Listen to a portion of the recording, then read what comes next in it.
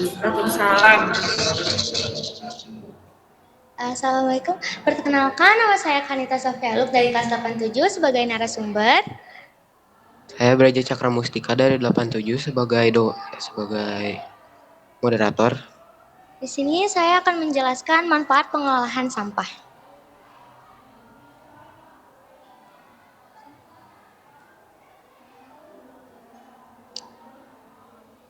Sampah terbagi menjadi 3 jenis, yaitu organik, anorganik, dan residu. Yang pertama ada sampah organik. Sampah organik adalah sampah yang berasal dari makhluk hidup, seperti hewan, tumbuhan, dan manusia. Lalu, contoh sampah organik adalah sampah seperti makanan, seperti sisa sayuran, buah-buahan, daging, dan nasi basi. Lalu ada daun, ranting, dan dedaunan kering. Dan juga kulit biji dari buah dan sayur. Yang kedua, ada sampah anorganik.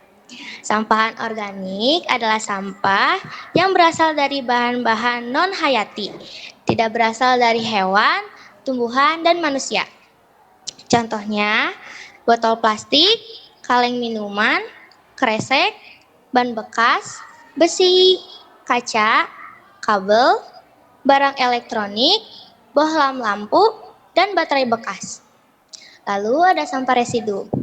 Contoh sampah residu adalah plastik deterjen, bungkus sampo, snack, plastik mie instan, sedotan, tisu, masker, popok, pembalut, kapas, dan styrofoam.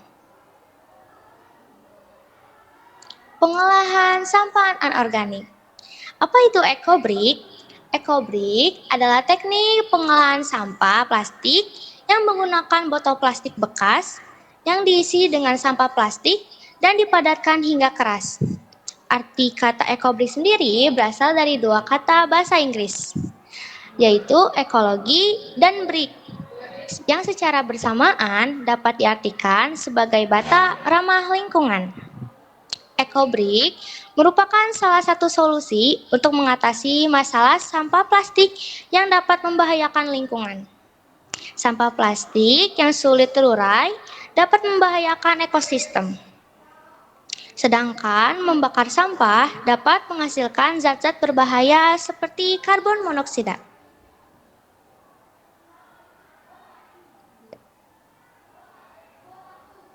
Manfaat ekobrik adalah yang pertama, mengurangi sampah plastik.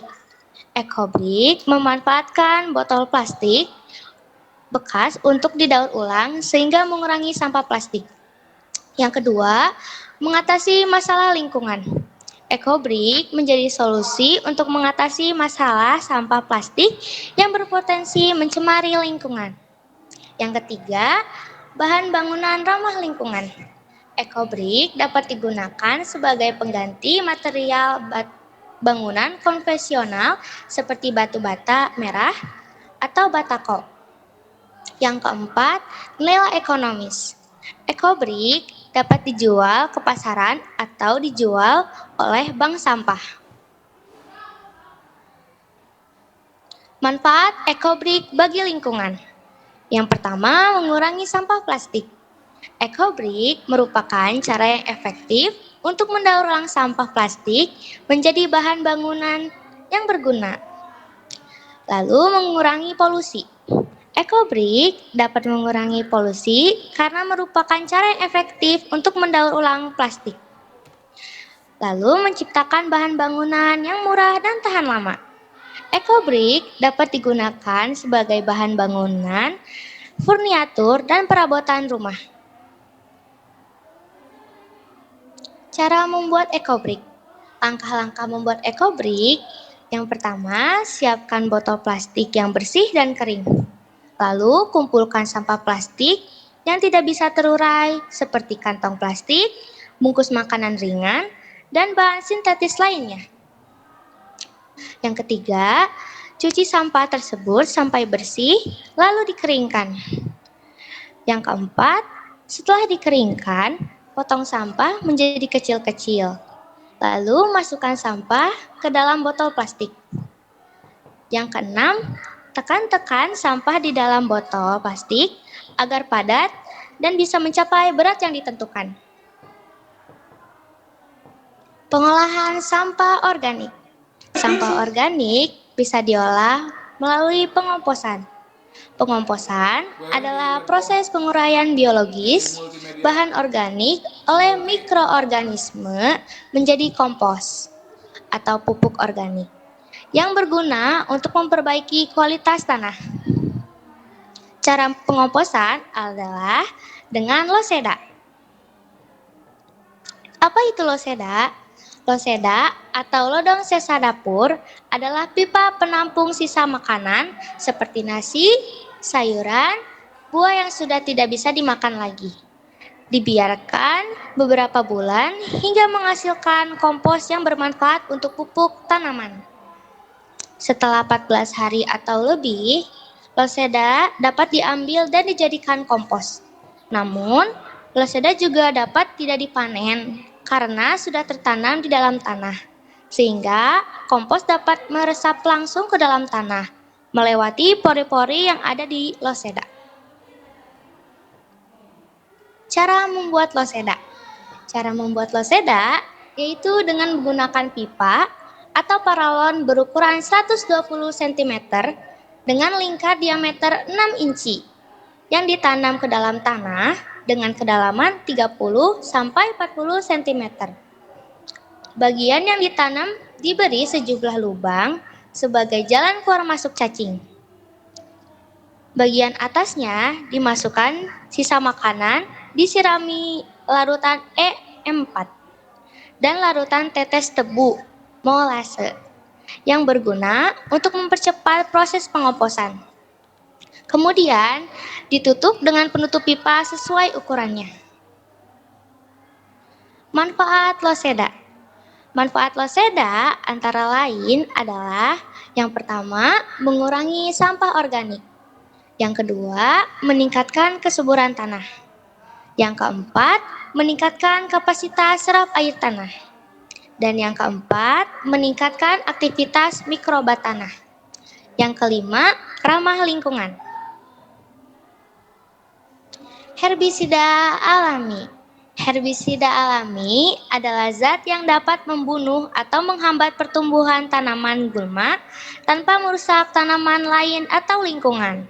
Herbisida alami dapat dibuat dari bahan-bahan yang mudah ditemukan di dapur, seperti cuka, garam, dan air mendidih. Manfaat herbisida alami. Yang pertama, membasmi gulma tanpa merusak tanaman lain atau lingkungan. Yang kedua, menjaga kualitas tanah. Dan yang ketiga, menghemat biaya produktivitas pertanian. Media tanam hidrogel. Hidrogel merupakan media tanam alternatif yang dapat menggantikan tanah untuk tanaman hias dalam pot. Hidrogel memiliki beberapa manfaat. Di antaranya, mengurangi frekuensi penyiraman hingga 50%, meningkatkan pertumbuhan tanaman, mengurangi pencemaran lingkungan, tahan terhadap tekanan, ramah lingkungan karena 90% bahannya dapat diuraikan. Cara membuat hidrogel. Yang pertama, siapkan hidrogel yang belum mengembang. Lalu, rendam hidrogel di dalam air. Airnya bisa disesuaikan dengan kebutuhan hidrogelnya. Yang ketiga, rendam hidrogel di dalam air 1-3 hari. Yang keempat, setelah mengembang, masukkan hidrogel ke dalam wadah dan hidrogel dapat digunakan menjadi media hias tanaman. Kesimpulannya, sampah jika diolah bisa menjadi barang yang bermanfaat bagi lingkungan dan ekonomi seperti ekobrik. Dan loseda, ekobrik bisa dijual untuk menghasilkan uang. Dan loseda bisa bermanfaat bagi tanah dan tanaman di sekitarnya. Silakan untuk Dewan Juri, ada yang mau bertanya?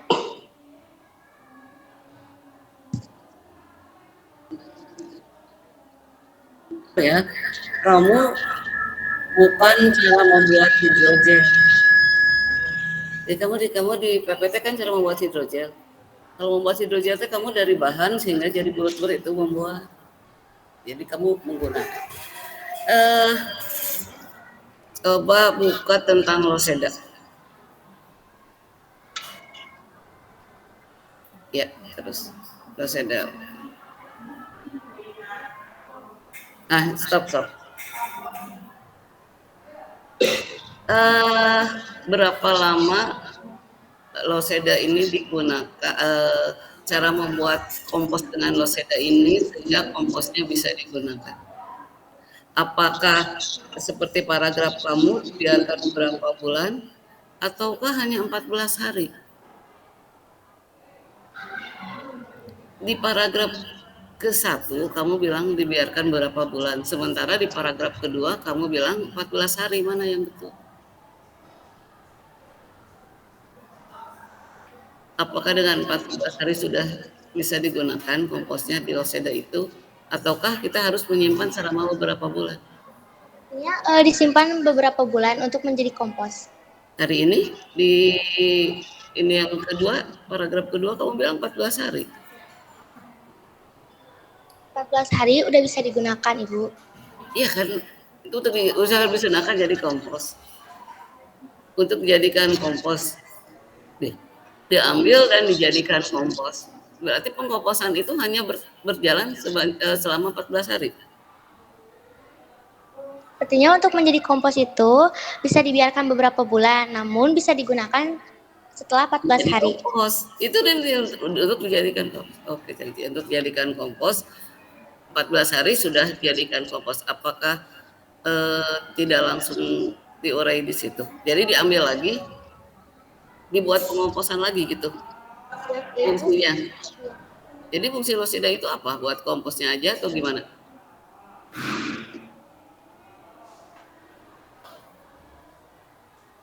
Bisa diambil sebagai kompos, bisa juga disimpan karena bisa meresap langsung ke dalam tanah. Itu jadi kan nggak perlu sebenarnya. Itu bisa kalau kamu butuh ini bisa langsung menyerap untuk menyuburkan lingkungan sekitarnya. Jadi komposnya itu kalau 14 hari, kalau untuk dijadikan kompos berarti harus diambil, ya nggak, dibuat kompos lagi, pengomposan dari loseda, dikeruk dari copot losedanya.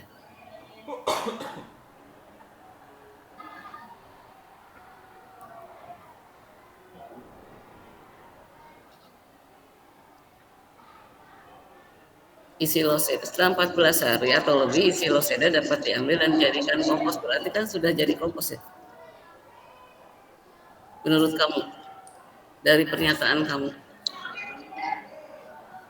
ya, berarti tidak sah. Oke.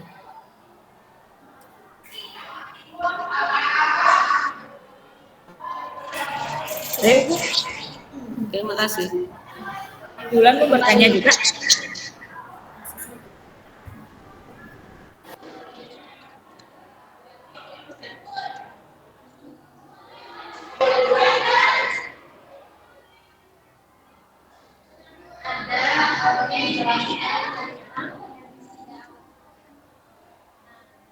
Kalian sebelumnya eksperimen atau uji coba dulu nggak, memastikan bahwa bahan-bahan yang kalian gunakan itu aman untuk membuat herbisida alami?